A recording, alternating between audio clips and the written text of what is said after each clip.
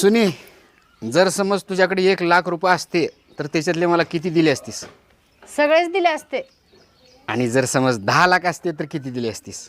अहो सगळेच दिले असते. आणि जर 1 करोड असते तर किती दिले असतीस?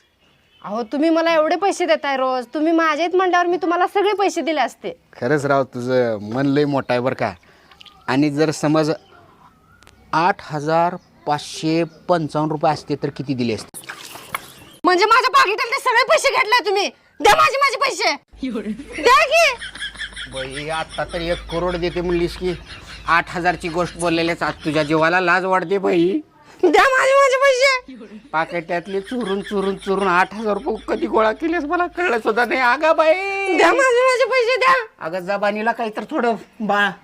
आता का सांगू तुला, देत नाही जा, देत नाही.